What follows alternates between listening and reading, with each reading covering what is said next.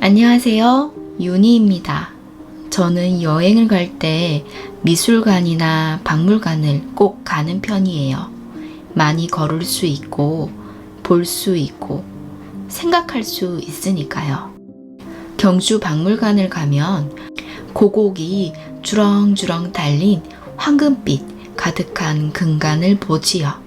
그것 아세요? 신라 금관은 산자를 위한 것이 아니라 죽은 자를 위한 것이래요. 산 사람이 머리에 쓰고 다니기엔 금방 주저앉아서 머리 전체를 감싸는 데드 마스크 형태로 출토되지요. 신라는 황금의 나라죠.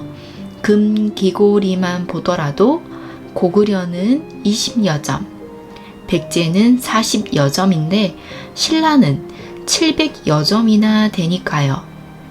아랍의 알-이드리시가 쓴 기행문에는 신라에는 금이 너무 흔해서 개의 목걸이도 금이다 라고 했을 정도래요. 금 목걸이를 한 똥강아지, 저보다 낫네요. 저는 갑옷도 좋아해요. 갑옷과 투구를 합해서 갑주라고 하는데요. 특히 통으로 만든 판갑이 아니라 찰갑을 좋아해요. 판갑은 보기만 해도 답답한데 찰갑은 수백 개의 미늘을 엮어서 만들었기 때문에 분업을 통한 대량 생산이 가능했대요. 고구려의 고분 벽화를 보면 무사들은 주로 찰갑을 착용했는데 이는 고구려가 기마전을 채택했기 때문이고 신라와 가야 지방에서는 판갑이 많이 출토되어 이 나라에서는 아직 기마 전술이 주요 전술이 아니구나 라고 추측한대요. 가야 이야기가 나와서 말인데 빗살 무늬 토기 말고 불꽃 무늬 토기 들어보셨나요? 아라가야의 상징인 불꽃 무늬 토기도 제가 좋아하는 토기 중 하나입니다. 가야는 고구려, 백제, 신라에 버금가는 문화를 만들었죠. 가야 토기는 여러 가야의 중심지를 분포로 하여 그 형태에서 뚜렷한 차이가 나타납니다. 구분해 보면 아라가야가 있었던 함안과 그 주변 지역, 가락국이 있었던 김해, 부산 지역, 대가야가 있었던 고령과 그 주변 지역, 소가야인 고자국으로 비정되는 고성, 사천, 진주, 산청 지역으로 나눌 수 있습니다. 지역마다 보이는 독특한 토기 문화는 당시 여러 가야의 권역과 지배 범위를 나타내주고 있지요. 4대 권역 토기 양식 중에서 가야 토기의 변청 과정을 명확히 알 수 있고 독자성을 유지한 것은 아라가야 양식 토기인데 바로 굽다리에 불꽃 무늬의 투창, 구멍이 뚫려 있어요.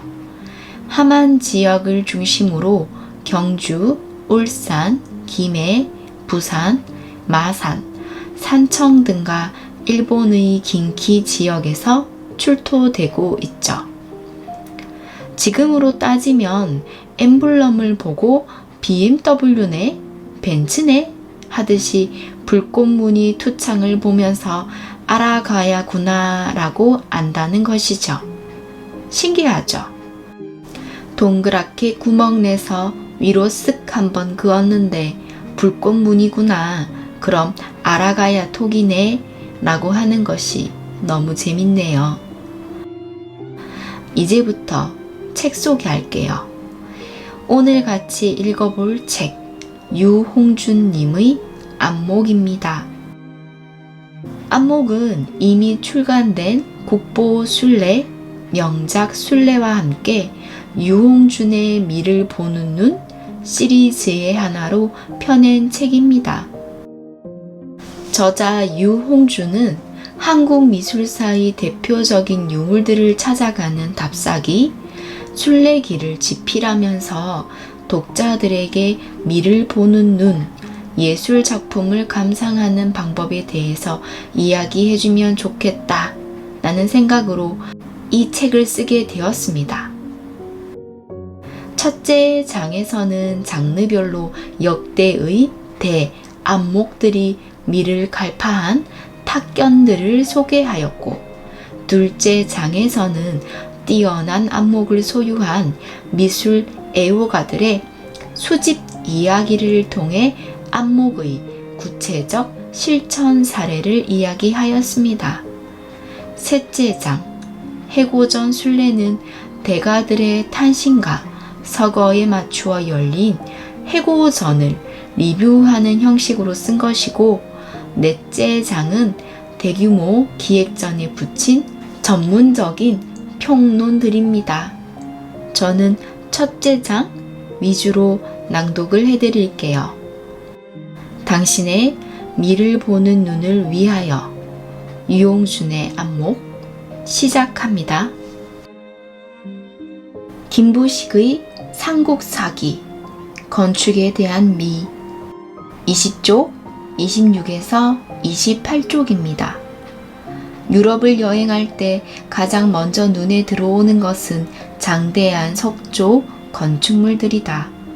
그리스 로마의 신전, 중세의 고딕 성당, 근세 귀족들의 저택에 이르기까지 한결같이 잘생기고 오랜 연륜을 갖고 있는 것에 부러움을 느끼며 우리에게 그런 건축 문화가 없음을 아쉬워하는 이들이 많다. 그러나 이 점에 대해 절대로 문화적 열등감을 가질 필요가 없다. 우리나라에 그런 석조 건축물이 없는 것은 서양처럼 건축 자재로 적합한 연질의 대리석이 적기 때문이다. 이 점은 중국과 일본도 마찬가지다. 반면에 동양엔 서양에 없는 위대한 목조 건축의 전통이 있다. 우리 고건축에는 서양, 그리고 중국과 일본에서는 볼 수 없는 또 다른 미학이 있다. 건축의 중요한 요소를 순서대로 꼽자면, 첫째는 자리 앉음새, 로케이션, 둘째는 기능에 맞는 규모, 스케일, 셋째는 모양새, 디자인이다. 그런데 건축을 보면서 규모와 모양새만 생각하고 이보다 더 중요한 자리 앉음새를 생각하지 않는다면 그것은 건물, 빌딩만 보고 건축, 아키텍처는 보지 않은 셈이다. 우리 조상들은 궁궐이든 사찰이든 민간 건축이든 자리 앉음새에 아주 민감하였다. 경복궁은 북악산과 인왕산이 있다는 전제하에 지어졌고, 도산서원은 낙동강 강변 아늑한 곳에 자리 잡았고, 부석산은 백두대간 산자락을 널리 조망할 수 있는 바로 그 자리에 무량수전을 앉혔다. 흔히 우리 건축을 두고 스케일이 작은 것을 결함으로 말하곤 하는데, 사실 이는 스케일의 문제가 아니라 자연과 어울림에서 나온 결과인 것이다. 건축에서 자연과 어울림이란 말은 얼핏 들으면 겸손하라는 뜻으로만 생각하기 쉽다. 그러나 겸손하지만 비굴해서는 안 되고, 당당하지만 거만해서는 안 된다는 인생의 가르침은 건축에도 그대로 통한다. 어느 나라 어느 시대건 궁궐이란 임금이 기거하는 공간으로 그 시대의 문화적 역량을 대표한다. 궁궐 건축에는 사찰이나 민가에서 따라올 수 없는 장엄함과 화려함이 있다. 왜 그런 것일까? 종조는 경희궁지에 이렇게 쓴 바 있다. 대체로 궁궐이란 임금이 거처하면서 정치를 보는 곳이다.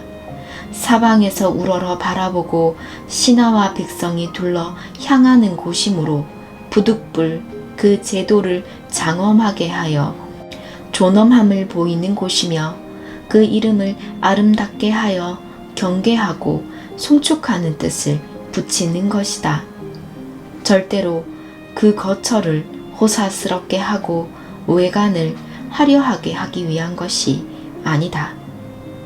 그리고 조선 건국의 이대 올로기를 제시한 삼봉 정도전은 조선 경국전에서 궁궐 건축에 대해 다음과 같이 말했다. 궁궐의 제도는 사치하면 반드시 백성을 수고롭게 하고 재정을 손상시키는 지경에 이르게 될 것이고 누추하면 조정에 대한 존엄을 보여줄 수가 없게 될 것이다. 검소하면서도 누추한 데 이르지 않고 화려하면서도 사치스러운 데 이르지 않도록 하는 것이 아름다운 것이다. 정도전이 말한 이 건축 정신은 일찍이 김부식이 삼국사기, 백제봉기, 온조왕 15년 조에서 백제의 궁궐 건축에 대해 한 말을 그대로 이어받은 것이다. 작신, 궁실, 거미, 불루, 화이, 불치.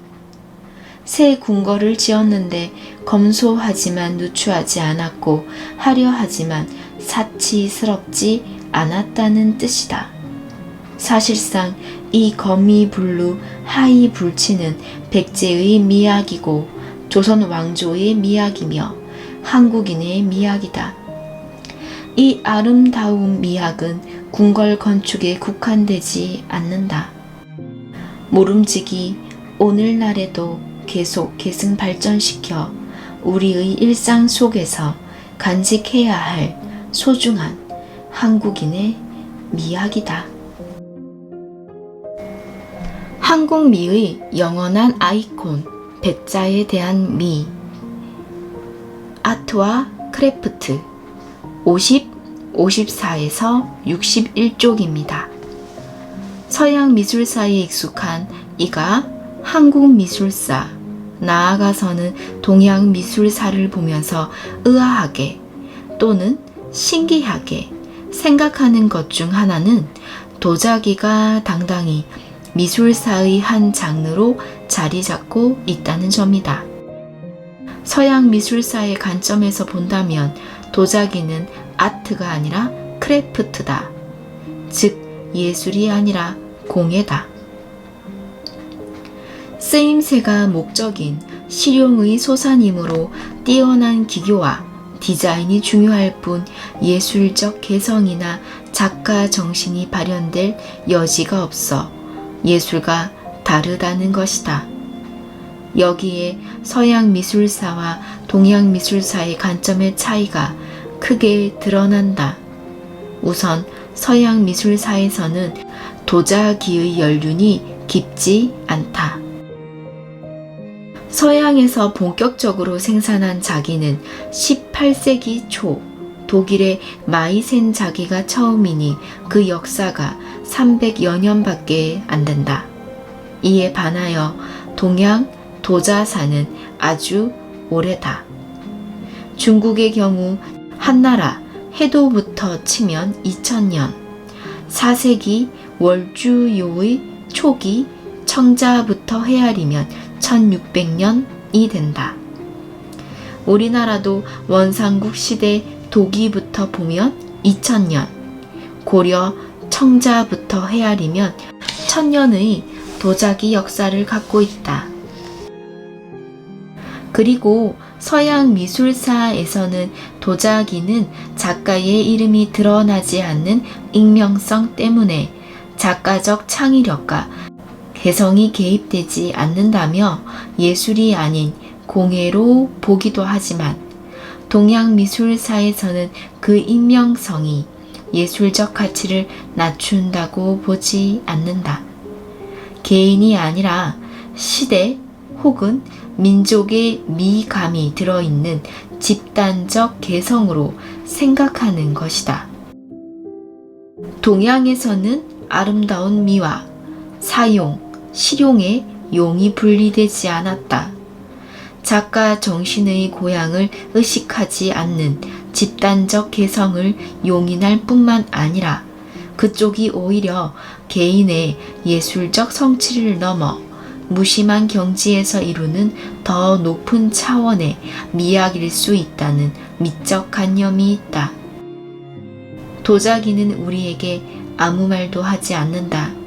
그러나 우리는 도자기를 보면 잘생겼다, 멋지다, 아름답다, 우아하다, 소박하다 등 여러 감정을 본 대로 그리고 느낀 대로 말한다. 그런 미적 향유와 미적 태도를 통해 우리의 정서는 순화되고 치유된다.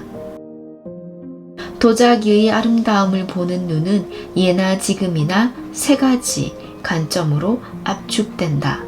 하나는 기형이 주는 형태미이다. 둘째는 빛깔이다. 셋째는 문양이다.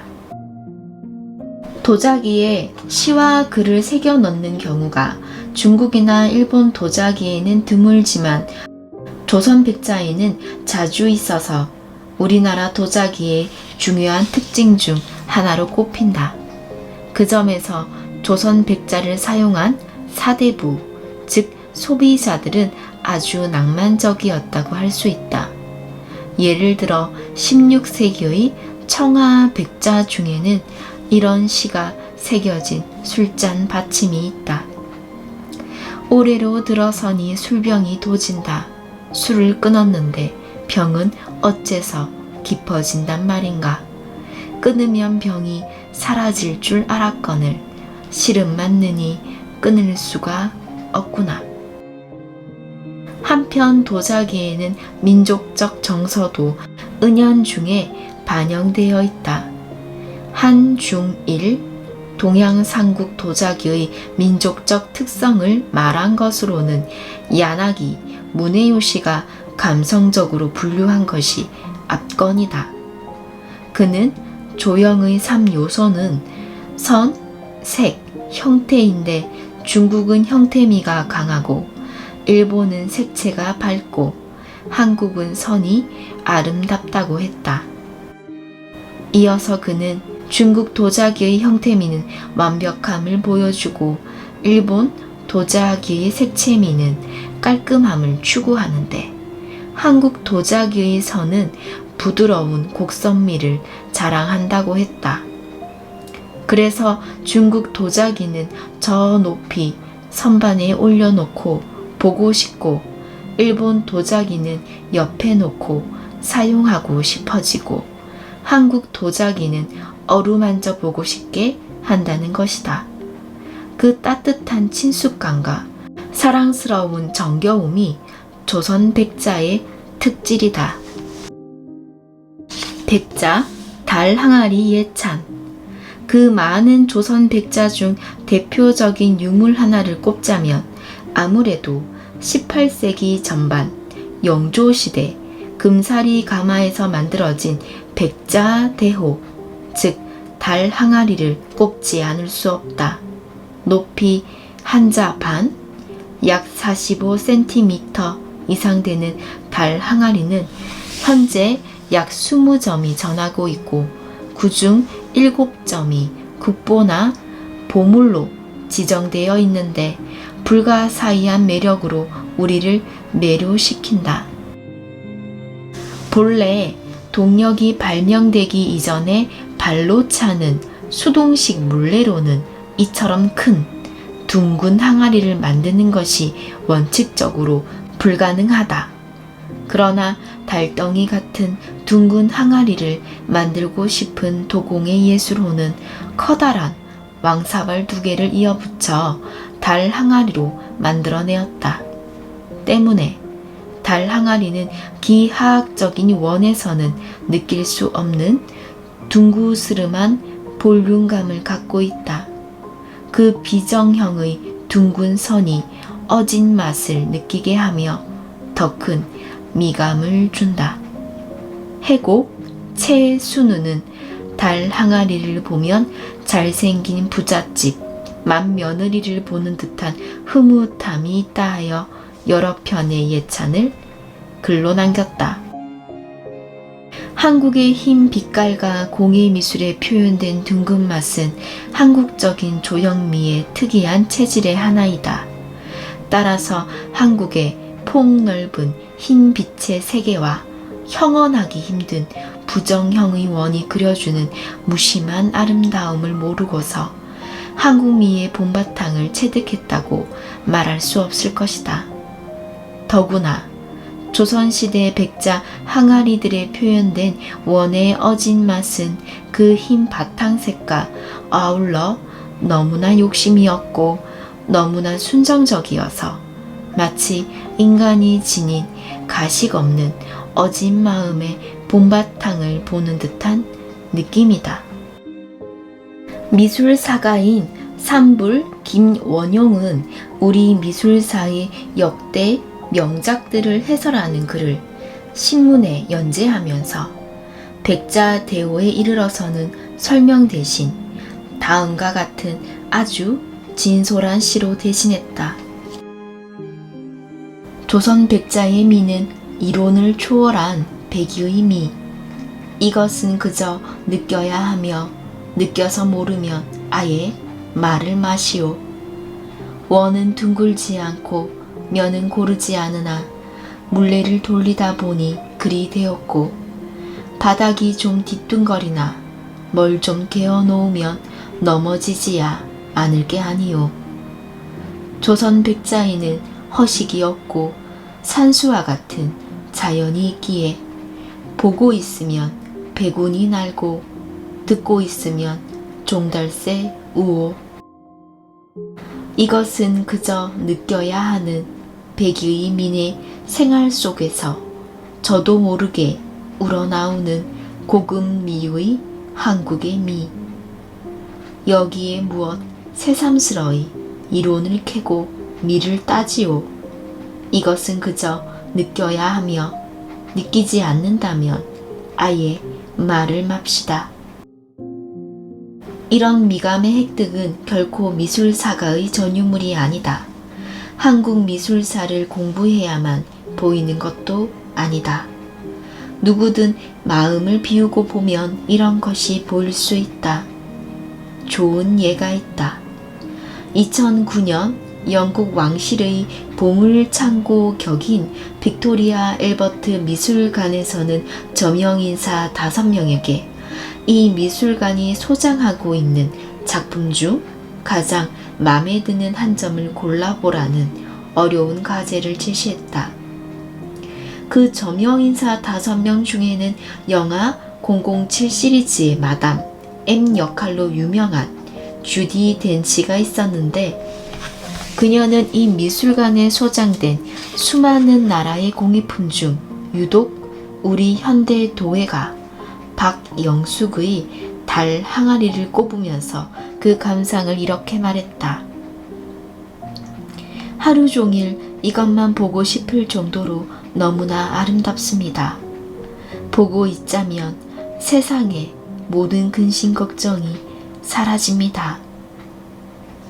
세월이 흐르면서 달 항아리는 알게 모르게 한국 미의 상징이 되었다.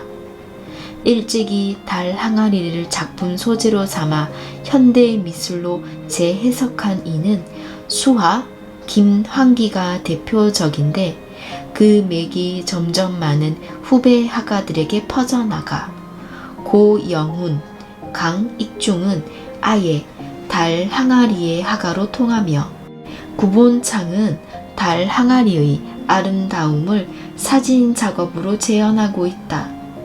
또 많은 도공, 공예가들이 달 항아리 제작에 열중하고 있다. 달 항아리는 실내 장식에서도 공간에 품위와 아름다움을 유감없이 제공한다. 이렇게 달 항아리는 한국 미의 영원한 아이콘으로 다시 태어났다. 오늘도 함께 해주셔서 감사했습니다. 안녕히 주무세요. 당신의 다정한 목소리 윤이었습니다.